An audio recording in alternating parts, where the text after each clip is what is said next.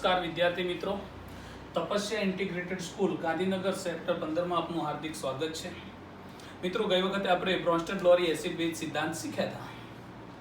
આજે આપણે નવો ટોપિક શીખવા તરફ જઈ રહ્યા છે કે બફર દ્રાવણ એટલે શું, તેના પ્રકારો. મિત્રો, આ ટોપિક છે ખૂબ જ અગત્યનો છે. નીટ અને જેડબલઈ ની એક્ઝામ માટે ખૂબ જ અગત્યનો ટોપિક છે. એટલે આ ટોપિક શીખી જ લેવાનો છે, એમાં કોઈ શંકા છે જ નહીં. તો સૌથી પહેલા આપણે બફર દ્રાવણ કોને કહીશું? તો બફર દ્રાવણની વ્યાખ્યાની અંદર જોઈએ કે સૌથી પહેલા આપણા જોડે કોઈ દ્રાવણ છે.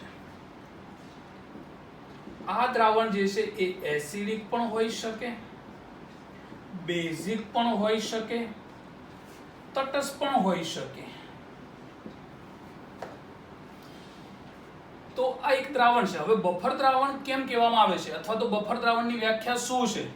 તો હવે તમે જોજો કે આપણી જોડે જે દ્રાવણ છે, આ દ્રાવણની અંદર હું બહારથી એસિડ ઉમેરું કે પછી બેઝ ઉમેરું કે પછી પાણી ઉમેરું, છતો પણ આ દ્રાવણ તેની pH માં થતા ફેરફારનો પ્રતિકાર કરે છે અને તેની pH લગભગ નિશ્ચિત એટલે કે અચળ રહે છે. માટે આવા દ્રાવણને બફર દ્રાવણ કહે છે. તો આના ઉપરથી મિત્રો તમને સમજ આવી ગઈ કે આનું બફર દ્રાવણ કેમ કહેવામાં આવ્યું છે, એની લાક્ષણિકતા શું છે.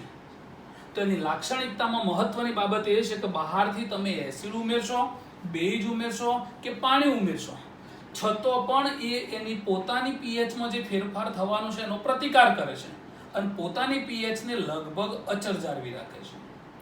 મિત્રો, અહીંયા આવા દ્રાવણને બફર દ્રાવણ કહેવામાં આવ્યું છે. અહીંયા મહત્વની બાબત એ છે કે જ્યારે તમે બહારથી એસિડ ઉમેરો છો, બેઝ ઉમેરો છો, પાણી ઉમેરો છો, એટલે આ દ્રાવણની અંદર pH નો ફેરફાર થતો નથી એવું નથી, થાય છે પણ એ ફેરફાર બહુ જ નોર્મલ છે, બહુ જ ઓછો છે અને એ ફેરફાર બહુ ઓછો હોવાથી એને અવગણવામાં આવે છે. માટે એ શબ્દ આપણે લખ્યો છે કે તેની pH લગભગ નિશ્ચિત રહે છે. તો મિત્રો, વ્યાખ્યા થઈ ગઈ કે કોઈ દ્રાવણની અંદર બહારથી એસિડ, બેઝ કે પાણી ઉમેરવાથી તે દ્રાવણ તેની pH માં થતા ફેરફારનો પ્રતિકાર કરે છે અને pH લગભગ નિશ્ચિત જાળવી રાખે છે. માટે આ દ્રાવણને બફર દ્રાવણ કહે છે. બફર દ્રાવણો ખૂબ જ અગત્યના છે. એનો ઉપયોગ પણ ઘણી બધી જગ્યાએ થાય છે. સૌથી પહેલા તો આપણી જૈવિક ક્રિયામાં થાય છે. આપણા શરીરની અંદર પણ બફર દ્રાવણો છે. તો જૈવિક ક્રિયામાં સૌથી પહેલા તો કહી શકાય કે લોહીની અંદર તમને કોઈ ભવિષ્યમાં પ્રશ્ન પૂછે કે બફર દ્રાવણ કોનું મિશ્રણ છે, તો H2CO3 HCO3 નું મિશ્રણ છે. લોહીનો pH જે ખરો એ કેટલો છે, તો કહી શકાય કે એનો pH 7.4 છે. તદુપરાંત કહી શકાય કે માણસની લાળ આ પણ એક બફર દ્રાવણ છે. એનો pH કેટલો છે, તો એનો pH કહી શકાય કે 6.4 થી 6.8 ના ગાળામાં છે. તદુપરાંત કહી શકાય કે પેશાબ આ પણ બફર દ્રાવણ છે, જે આપણી અંદર જૈવિક ક્રિયામાં ખૂબ જ મહત્વનો ભાગ ભજવે છે. તો આ બફર દ્રાવણ છે. બફર દ્રાવણ માટે બીજી એક મહત્વની બાબત છે કે બફર દ્રાવણ એની સાંદ્રતામાં વધારો થાય, ઘટાડો થાય, પણ એના ઉપર એ આધાર રાખતું નથી. પાણી ઉમેરીને એને તમે મંદ બનાવો છો અથવા તો પાણી છૂટું પાડી દો છો એમાંથી, છતો પણ એ એના ઉપર આધાર રાખતું નથી. તો માટે કહી શકાય બફર દ્રાવણ સાંદ્રતા કે મંદતા ઉપર આધારિત નથી. ઓકે, અને pH એનો લગભગ નિશ્ચિત જ રહેશે. એવા દ્રાવણને બફર દ્રાવણ તરીકે ઓળખીશું. હવે એના પ્રકારો કેટલા? તો એના પ્રકારો 3 છે, પણ મહત્વના પ્રકારો આપણે ભણીશું તો 2: એસિડિક બફર દ્રાવણ અને બેઝિક બફર દ્રાવણ. તો સૌથી પહેલા આપણે જોઈશું કે એસિડિક બફર દ્રાવણ કોને કહેવાય. એસિડિક બફર દ્રાવણ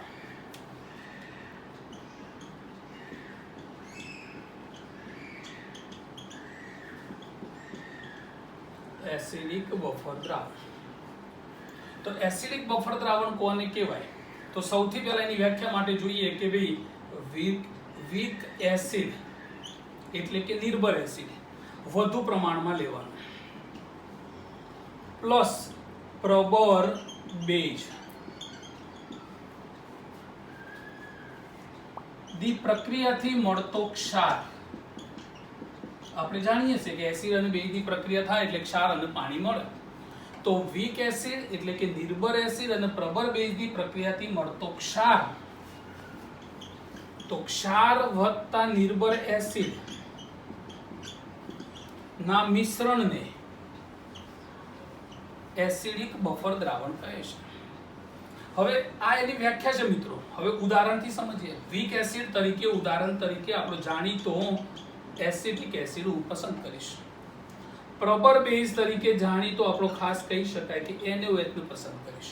આનું પ્રમાણ વધુ પ્રમાણમાં લઈશું, આનું સંપૂર્ણ આયનીકરણ થશે, એની સાથે આ પ્રક્રિયા કરશે, વધુ પ્રમાણમાં લીધો છે તો અહીંયા આપણને બનશે CH3COO Na plus H2O, COO minus H plus Na plus OH minus. તો આ માઇનસની સાથે Na પ્લસ જોડાશે, OH અને H પાણીનો અણુ બનાવશે, તો આ આપણને ક્ષાર બની ગયો. હવે મિત્રો વધુ પ્રમાણમાં લીધો છે, NaOH પૂરો વપરાઈ ગયો છે, તો અહીંયા તમારી જોડે બીકરમાં કોણ વધ્યું છે? તો CH3COO Na ક્ષાર વત્તા નિર્બળ એસિડ બન્યું છે. તો અહીંયા એસિડિક બફર દ્રાવણ બની ગયું. એટલે એક વસ્તુ નક્કી થઈ કે એસિડિક બફર દ્રાવણ બનાવવું હોય તો એસિડ કયો પસંદ કરવાનો? Weak acid. તો આ રીતે તમે એસિડિક બફર દ્રાવણ બનાવી શકો. ઘણા બધા વીક એસિડ તમે જાણો છો, ગયા પ્રશ્નમાં આપણે ભણ્યા હતા. તદુપરાંત કહી શકાય પ્રબળ બેઝ કયા છે એ પણ તમે જાણો છો, ગયા પ્રશ્નમાં ભણ્યા હતા આપણે. તો આ રીતે તમે એસિડિક બફર દ્રાવણને ઓળખી શકો.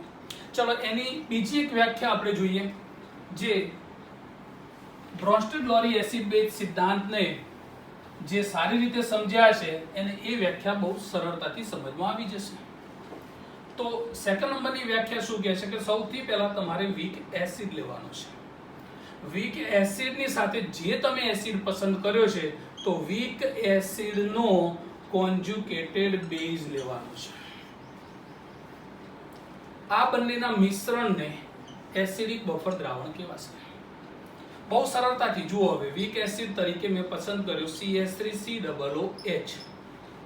ઓકે, ચલો હવે એનો વીક બેઝ વીક એસિડનો કોન્જ્યુગેટેડ બેઝ કયો બનશે? તો ધેરફોર કહી શકાય CH3COO માઇનસ. ચલો એવી રીતે કહી શકાય કે HCOOH પ્લસ એનો કોન્જ્યુગેટેડ કયો બેઝ કયો બનશે? તો HCOO માઇનસ.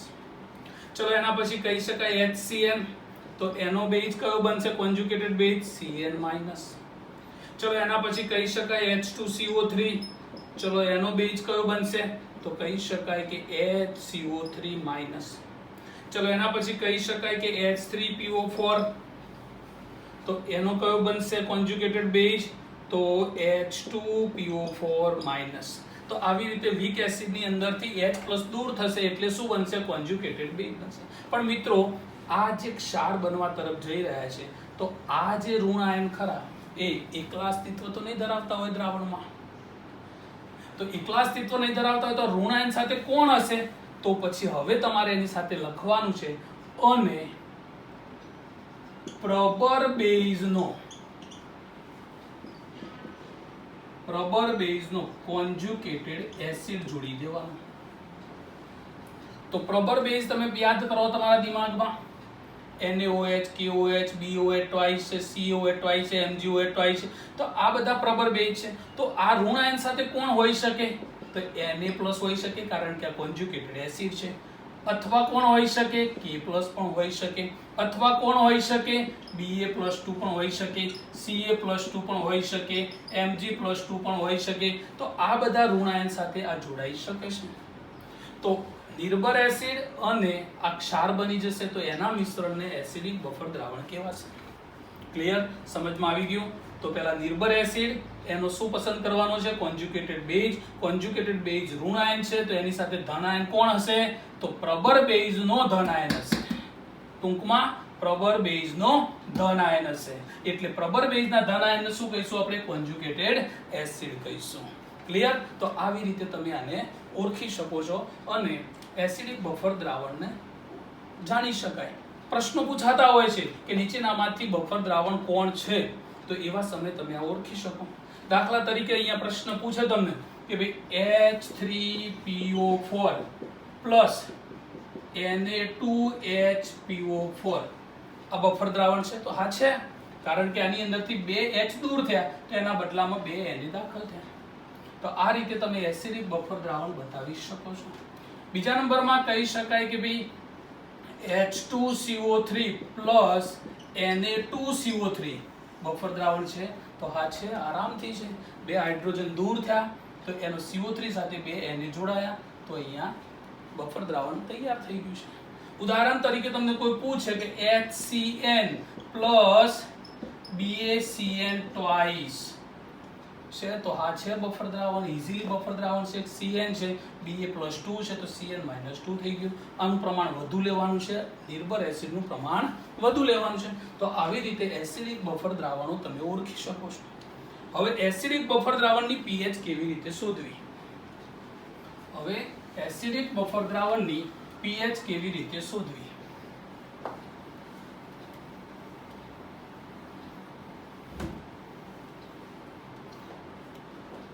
તો એસિડિક બફર દ્રાવણની pH શોધવા માટે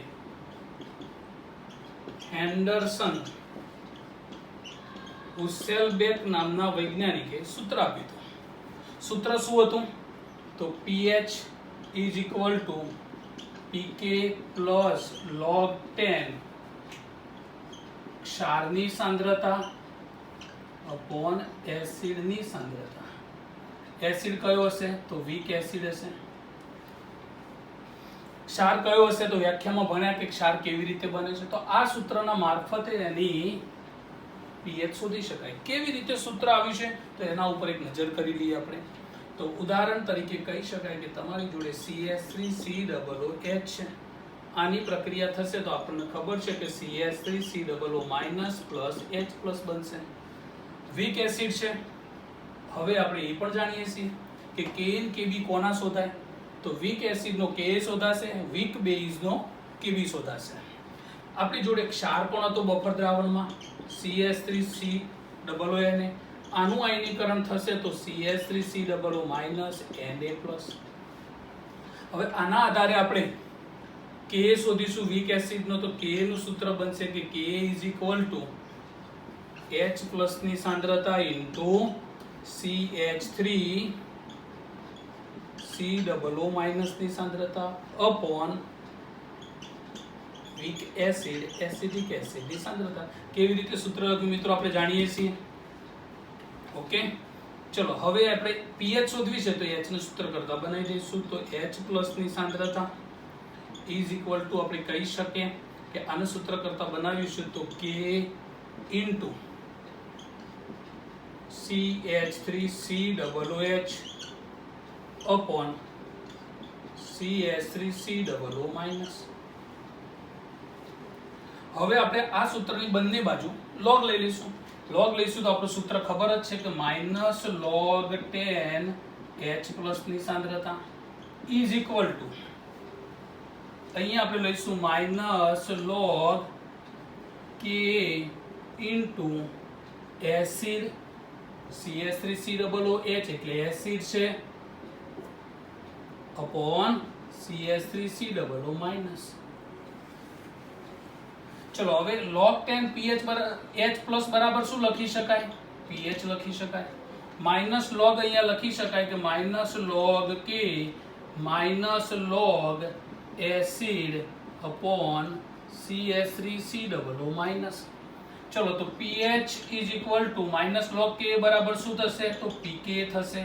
ચલો આનું ઉલટાઈ દઈશું તો +log CH3COO- આપણે હમણાં વાત કરીએ એમ એકલું નહીં રહી શકે તો એના આપણે શું કહીશું? ક્ષારની સાંદ્રતા કહીશું અપોન વીક એસિડ છે તો એસિડની. તો આવી રીતે હેન્ડરસન હુસેલબેક સમીકરણ તમે તારવી શકો છો. ઓકે, હવે આમાંથી પ્રશ્નો કેવા પૂછાય છે એનો આપણે અભ્યાસ કરવાનો છે.